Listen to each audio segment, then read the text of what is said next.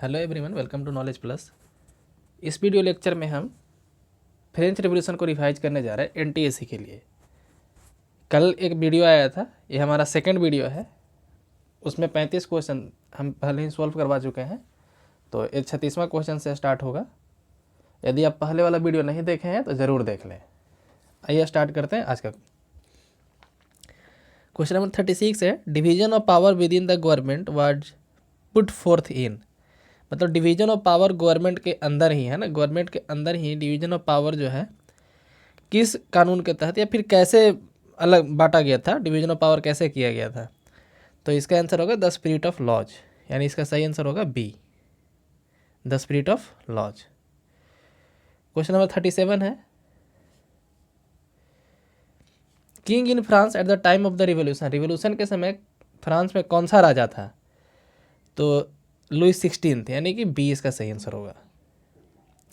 Political body of France, France के political body को क्या बोलते थे? स्टेट जनरल बोला जाता था, तो यहाँ पे हो जाएगा डी, 38 का D. Voting in the state general was conducted on the principle of.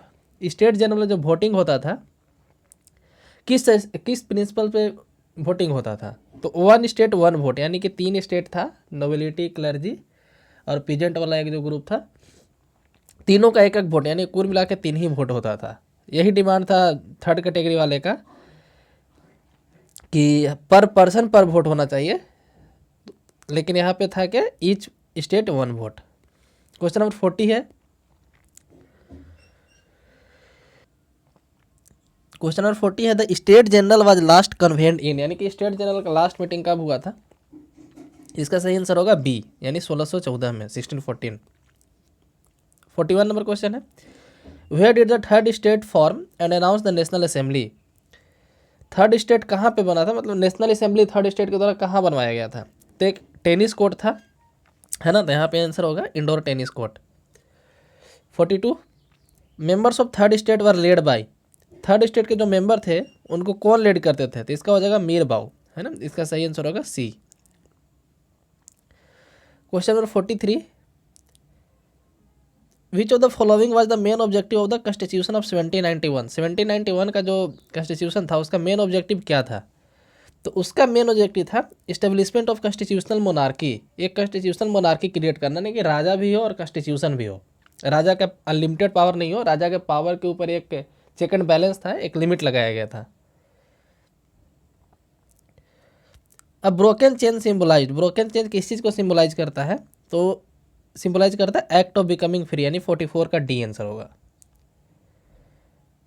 45 question है, द विंग्ड वुमेन पर्सनिफाइड, मतलब विंग्ड वुमेन किस चीज़ को पर्सनिफाई करता है? तो पर्सनिफिकेशन ऑफ लॉ, ये उसको डिफाइन करता है। एनसीईआरटी बुक में आप देखे होंगे एक फिगर बना करके ये सब दिया गया है।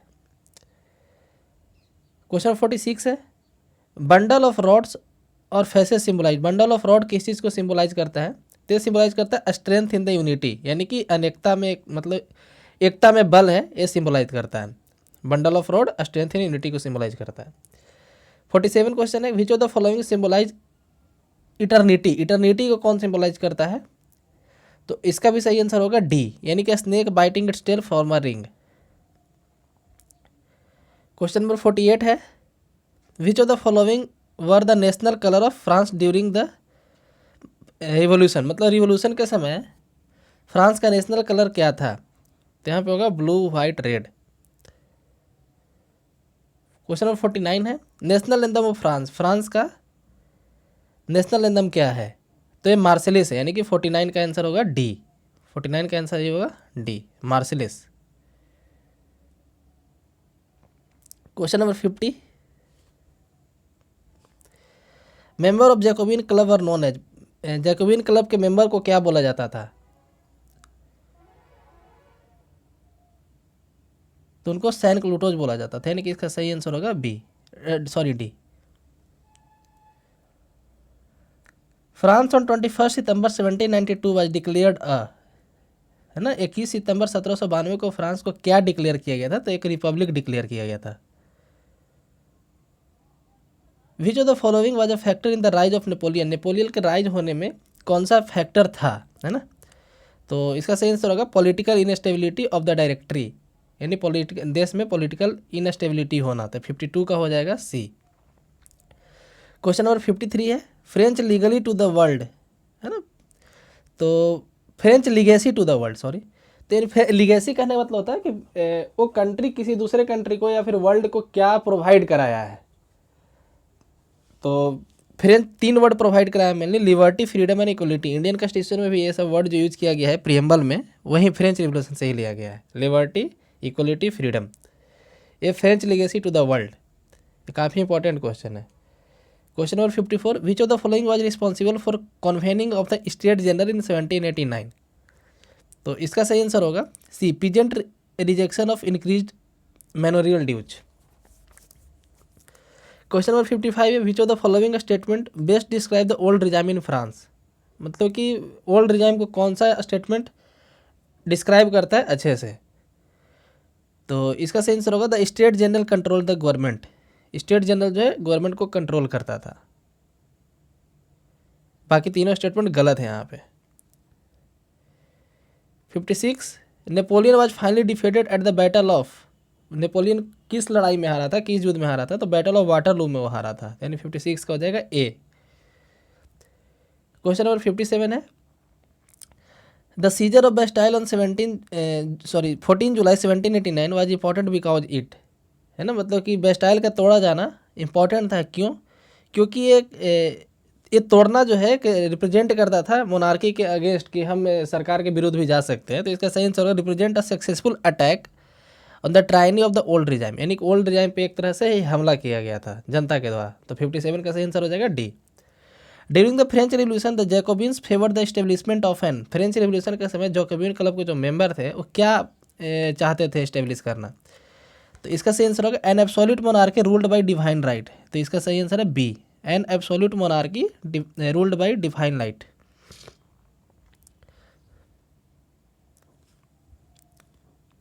क्वेश्चन नंबर 59 है which of the following groups in France were most oppose to the civil constitution of the clergy. कौन सा ग्रुप जो है सबसे ज़्यादा विरोध किया जाता था क्लर्जी के द्वारा।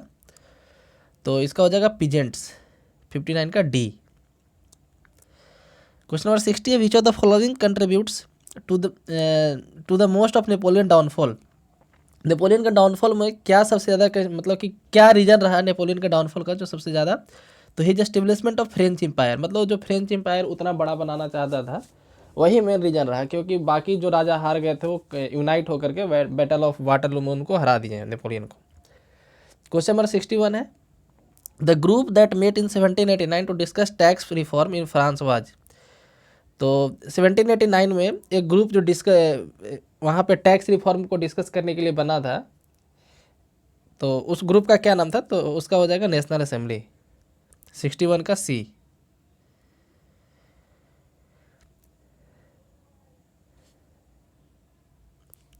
नेक्स्ट क्वेश्चन है the crucial battle that frustrated Napoleon plan to invade England was. कौन सा ऐसा लड़ाई था, कौन सा ऐसा बैटल था जो नेपोलियन को फ्रांस इन्वेड करने के लिए इंग्लैंड में इन्वेड करने के लिए मजबूर कर दिया। तो था बैटल ऑफ ट्राफलगार। इसका सही आंसर होगा बी।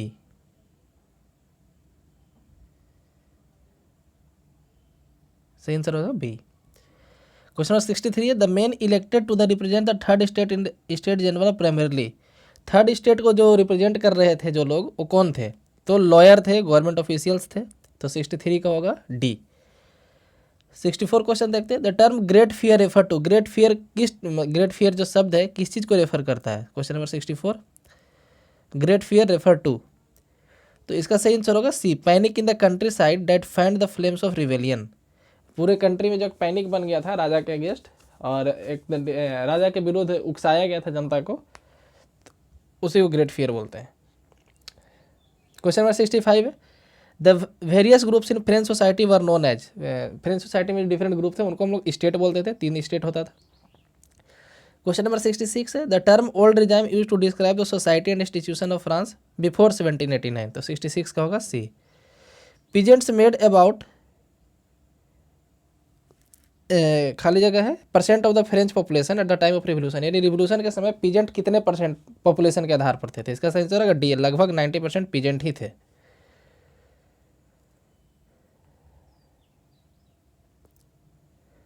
क्वेश्चन नंबर 67 है, सॉरी 68, 67 हो गया अभी। A kind of tax called taille was an, मतलब कि एक टैक्स लगता था, वो किस तरह का टैक्स था? तो एक तरह का डायरेक्ट टैक्स था। ये जो टैल था वो डायरेक्ट टैक्स था। क्वेश्चन नंबर 69 है, the population of France rose from, यहाँ पे भी ब्लैंक है, यहाँ भी ब्लैंक है, तो इसका सही आंसर होगा B, 23 million to 28 million. Question number 70 है, मोंटेस्क्यू रोट, मोंटेस्क्यू कौन सा बुक लिखा था? तो लिखा था द स्पिरिट ऑफ लॉ। तो आज भी हम 35 क्वेश्चन अभी यहाँ पे देखे हैं। इसी के साथ हम लेक्चर समाप्त करते हैं। एक और वीडियो आएगा अभी फ्रेंच रिवॉल्यूशन का। धन्यवाद।